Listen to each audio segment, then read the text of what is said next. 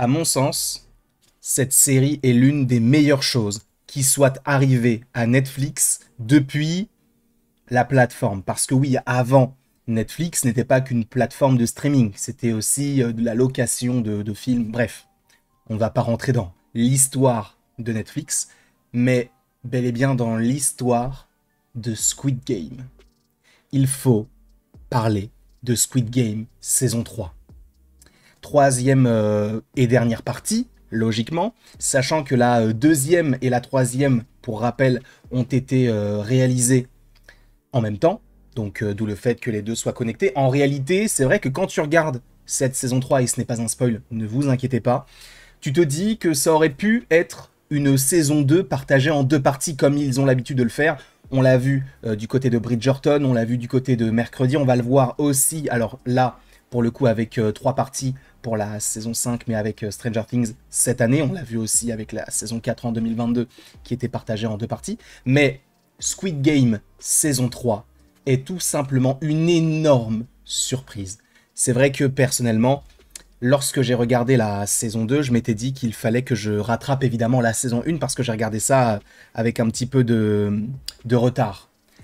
C'est exceptionnel. Sincèrement, j'aurais aimé connaître toute cette hype au moment où c'est sorti.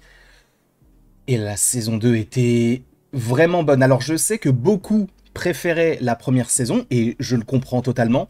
Et cette saison 3 contient moins d'épisodes que la saison 2, puisque si je ne dis pas de bêtises, on est sur 6 épisodes. C'est génial. Alors ne vous inquiétez pas, je ne vais absolument rien spoiler dans cette vidéo. D'accord? On ne va pas parler de la fin, même si elle est très particulière.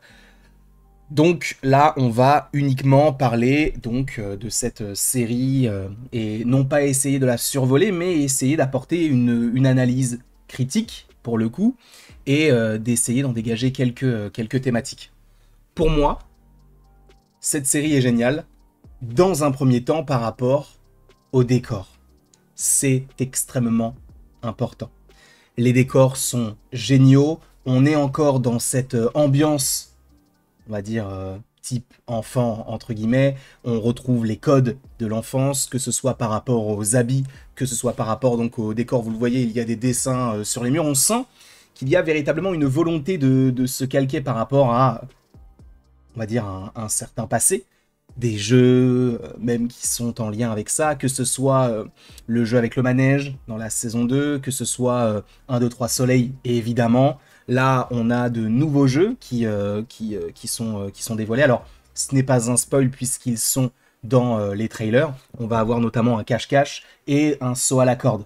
Ce sont des jeux qui sont dans les trailers. Je ne vous dis pas qui survit, je ne vous dis pas à quel moment est-ce que ça se passe. Quoi qu'il en soit, sachez que ce sont des choses qui sont vraiment de beaux ajouts.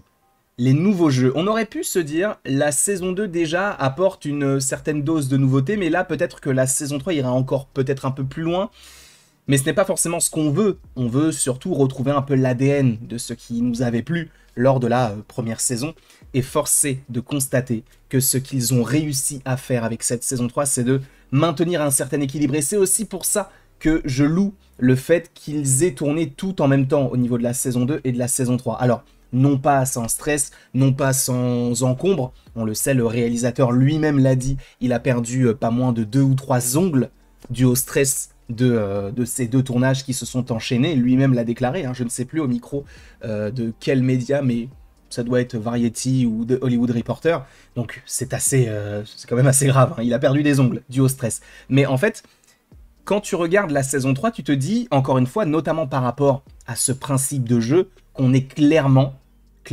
sur voilà, de la continuité. On est plus que sur une saison 3, pour moi, on est clairement pour une partie 2 à la saison 2. Après, encore une fois, ce n'est que mon avis par rapport à tout ça. Donc, bon. Après, il faut parler de ce personnage. Il faut parler de 456, interprété par Ling Jung-jae, qui évidemment s'est révélé aux yeux du monde entier dans la première saison. Il est revenu dans la deuxième, et là, évidemment, c'est dans la continuité. Donc il est évidemment de retour. Ce n'est pas un spoil, vous avez vu le trailer. On l'avait vu aussi du côté de The Acolyte, où c'était peut-être un projet dans lequel il était, alors non pas moins mis en avant, parce que c'est l'un des personnages principaux, mais peut-être moins mis en valeur. Ça, c'est important. Là, pour le coup, ce que j'aime énormément, c'est son regard. Alors, vous allez me dire que, pour ceux qui auraient vu la série, encore une fois, ne vous inquiétez pas, je ne vais pas rentrer dans des détails de l'intrigue, mais c'est vrai qu'à un moment donné, on ne l'entend plus vraiment, on le voit surtout, mais il ne parle plus trop.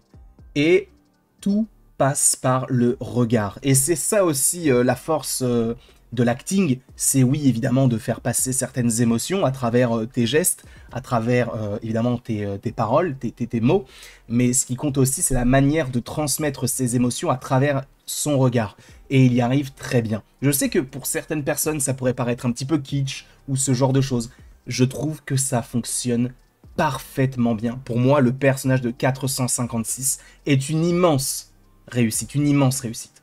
Il a réussi à proposer une nouvelle palette à son jeu. Lors du premier jeu, il était un petit peu enjôleur, un petit peu joueur. Dans la saison 2, il était beaucoup plus, on va dire, dans la vengeance, dans la crainte. Et vu la fin de la saison 2, on peut supposer que oui, il y a un certain état de choc qui va l'envahir d'une certaine manière. Donc j'adore ce personnage qui est très bien interprété, et c'est vrai que même Christopher Nolan le disait, alors évidemment c'est tout autre chose, là c'est une série, là Christopher Nolan c'est plus quelqu'un qui va réaliser des films, mais il parlait notamment de Tom Hardy, en disant qu'il adorait Tom Hardy, non pas par rapport à son jeu lorsqu'il il parle, mais surtout par rapport à son regard. C'est aussi pour ça que la plupart du temps, lorsqu'on voyait comment il s'appelle, Tom Hardy, dans les films, notamment du côté de Nolan, on ne voyait pas sa bouche. Quasiment jamais. Regardez Bane, c'est lui qui le joue, on ne voit que ses yeux. Regardez par exemple dans Dunkerque, c'est quasiment pareil. Même au-delà de ça, du côté de Mad Max, on est sur la même chose aussi. Donc, il y a beaucoup de choses qui passent par le regard, et pour moi, ça fonctionne extrêmement bien avec ce personnage-là. Donc, pour moi, c'est l'un des meilleurs persos. Mais, si je devais ressortir un seul personnage de cette série, en fait, il y en a deux. Il y en a deux qui, pour moi, sortent totalement du lot. Alors, je ne sais pas si vous serez d'accord avec moi, mais dans un premier temps, on peut évidemment parler de 149, qui a un développement juste exceptionnel. Pour moi, alors ce qui arrive de manière générale dans la saison 2 et même dans la saison 3, c'est assez compliqué, le fait de savoir gérer son fils, lui qui ne prend pas toujours les bonnes décisions alors qu'ils auraient pu arrêter le jeu, et c'est à cause de lui que d'une certaine manière ça s'est continué. Voilà, il y a eu quand même pas mal de discorde entre les deux. Donc ça, c'est pour moi ce qui a fait une force dans la saison 2, c'est ce duo, la mère et le fils. Donc 149 et 7, si je ne dis pas de bêtises. Là, c'est encore plus fort. Et j'ai adoré la manière dont ça s'est articulé. Sincèrement. Je trouve que la finalité de tout ça fonctionne extrêmement bien. Et sans trop vous spoiler, c'est marquant. C'est très, très, très marquant. Mais pour moi, le meilleur personnage de cette saison 3, c'est clairement 120. 120 traverse l'écran. C'est-à-dire que pour moi, c'est sincèrement le personnage qui va être la caution bonté. Sans trop rentrer dans les détails, on a toujours cet aspect de protection. On a toujours cette volonté d'être dans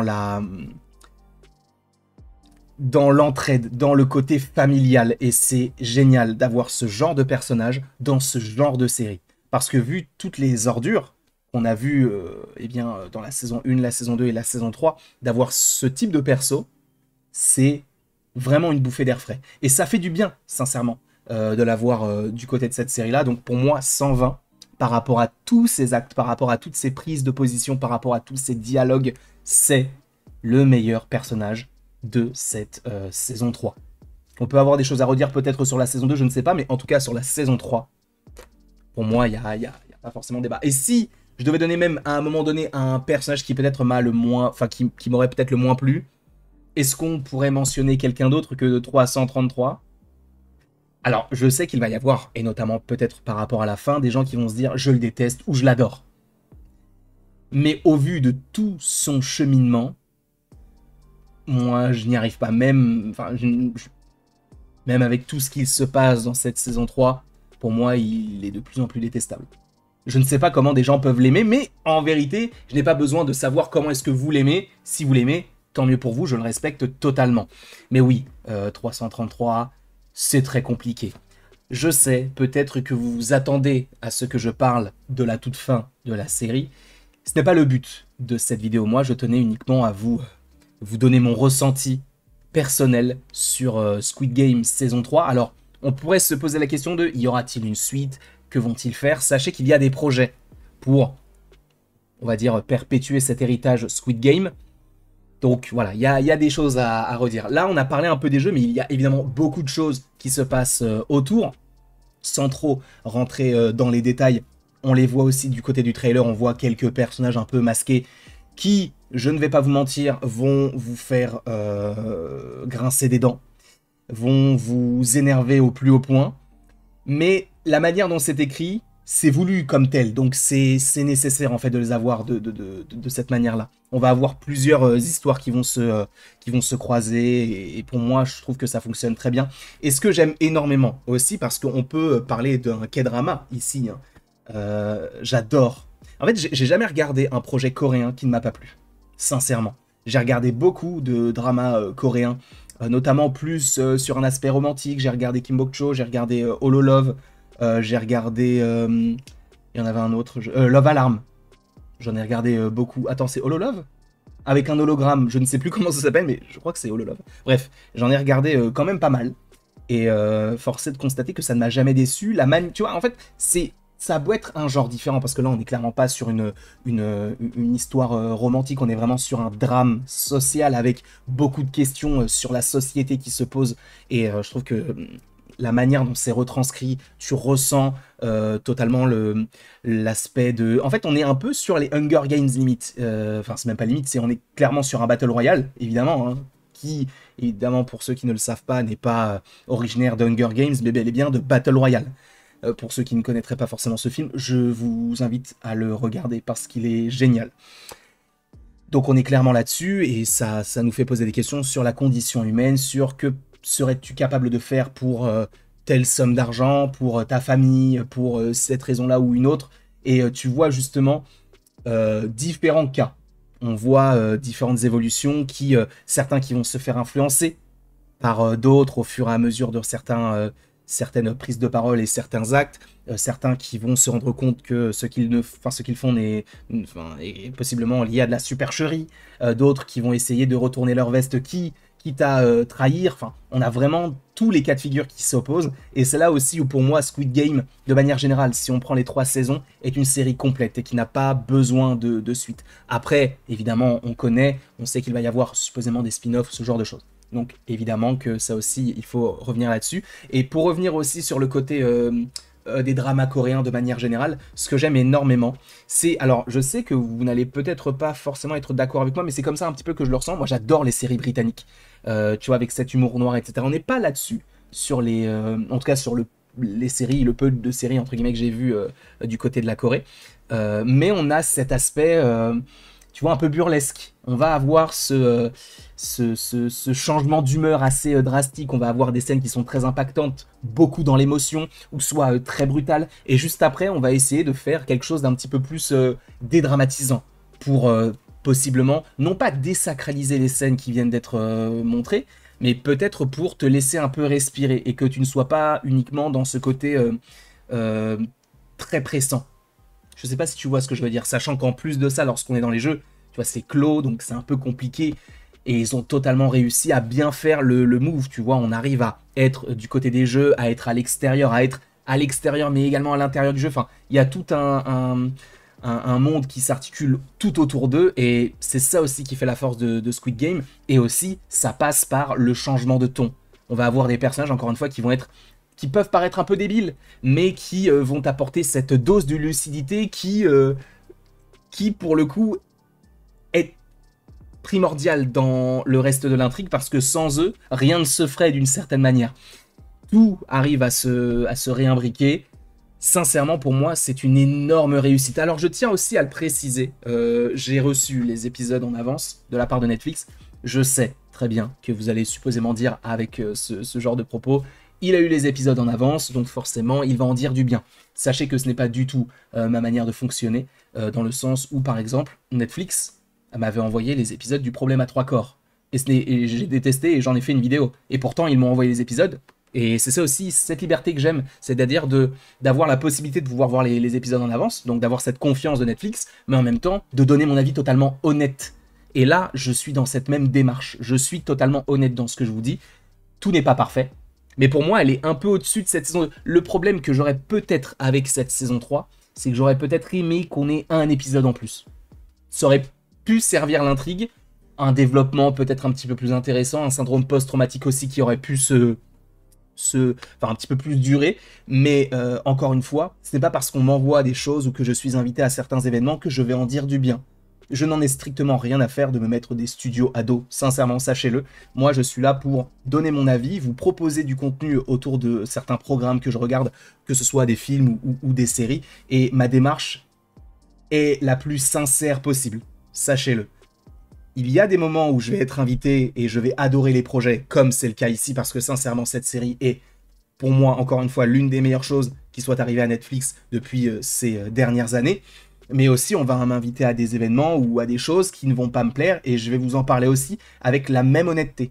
Voilà, je tenais, et de toute manière, vous le savez, supposément, je vous le dirai tout le temps, parce qu'il y aura forcément des gens qui vont me dire que j'ai aimé tel projet parce que j'ai été invité, parce que si, parce que ça, il y aura toujours on va dire, des gens qui auront ce point de vue, et en vrai, je peux le comprendre, je l'accepte, mais je préfère préciser aussi mon propos, c'est-à-dire que oui, j'ai reçu les épisodes, mais j'aurais très bien pu dire que c'était mauvais. Là, ma démarche est honnête, et je tenais à le préciser. En tout cas, je ne sais pas si cette vidéo vous aura donné envie de regarder la série. J'ai essayé d'être le moins précis possible sur certains événements. Sachez qu'on est sur énormément de retournements de situation, on est sur énormément de surprises, on est sur une brutalité folle.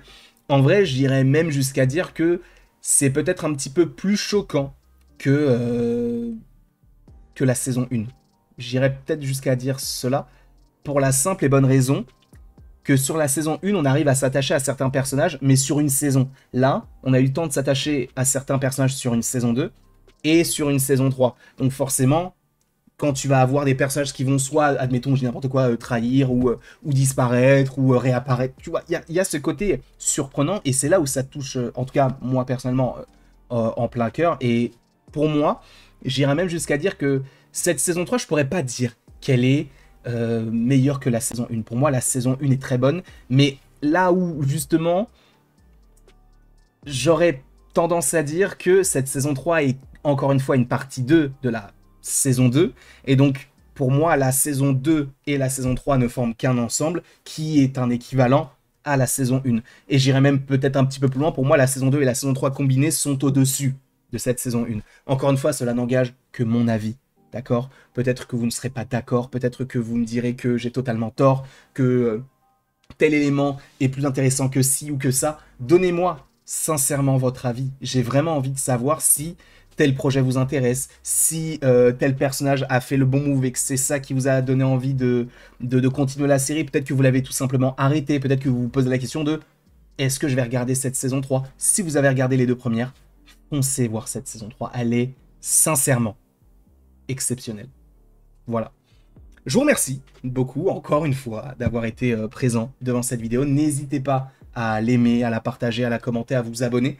Sachez qu'il y aura quand même pas mal de contenu autour de Squid Game, quelques analyses transversales d'une certaine manière à certains moments de la série qui arriveront courant de la journée et même demain et après-demain, enfin le week-end de manière générale, que ce soit sur YouTube et même sur les différents réseaux comme TikTok ou Instagram. Donc n'hésitez pas à aller dans la description. En vrai, suivez ça, vous n'êtes pas du tout obligé de le faire, hein, mais c'est juste que je vais rentrer peut-être en précision avec des spoilers pour le coup, sur certains aspects, sur certains personnages, sur certains moments. Et voilà. Je pense avoir parlé de tout, des personnages. La musique est très bonne aussi, parce que aussi, c'est vrai, il faut que je... c'est pas terminé, excusez-moi. C'est vrai que j'ai pas forcément parlé de la musique qui, pour moi, fonctionne très bien. On va avoir, encore une fois, cet aspect musical en lien avec l'enfance, les comptines, etc. Peut-être pas forcément aussi prenante que sur la saison 2 avec le manège ou par rapport à 1, 2, 3 Soleil. Mais je trouve sincèrement que les musiques fonctionnent plutôt bien, les comptines fonctionnent bien. On va avoir de temps en temps surtout du bruit ambiant, et c'est là aussi où c'est très pesant, parce qu'on est dans un huis clos, dans certains cas, on va des fois ne plus du tout avoir de musique, ou alors d'avoir une musique un petit peu entraînante dans l'action, mais surtout dans les moments qui sont un petit peu dans l'émotion, on va avoir quelques touches de piano qui vont accompagner les scènes, et qui sont vraiment utile en fait à tout cela. Donc le son c'est très bon, la musique du coup ça va avec, les nouveaux jeux sont très bons, les nouveaux décors, les costumes etc ça fonctionne bien, le jeu très bon, l'écriture aussi parce que j'aime détester aussi certains personnages, que ce soit le personnage de 100 ou du coup le personnage de 333, d'une certaine manière on aime les détester parce qu'ils sont comme ci ou comme ça, donc ça fonctionne aussi par rapport à l'écriture, la réalisation fonctionne très bien. Il y a notamment, sans trop vous spoiler dans un épisode, un plan séquence qui est très utile, très bon dans sa manière d'être construit, le côté un peu labyrinthe, etc. C'est superbe. Tout est génial. Si je devais donner une note, j'aurais peut-être un défaut à donner, c'est que oui, que ce soit peut-être un épisode en plus pour peut-être amorcer un peu plus de développement sur certains aspects, mais c'est la seule chose, donc ça sera un 9 sur 10, voilà, et encore, donc ça sera un 18 sur 20. J'ai adoré. Je ne vais pas essayer de trouver du négatif pour dire du négatif là pour le coup. Pour moi, c'est l'une des meilleures séries que j'ai vues ces dernières années.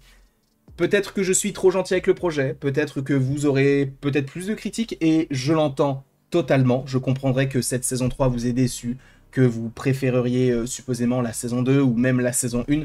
Donnez-moi votre avis, encore une fois, par pitié, avec bienveillance dans les commentaires. N'hésitez donc pas à aimer, à partager et à vous abonner encore une fois. Et il ne me reste plus qu'à vous dire à la prochaine pour la prochaine.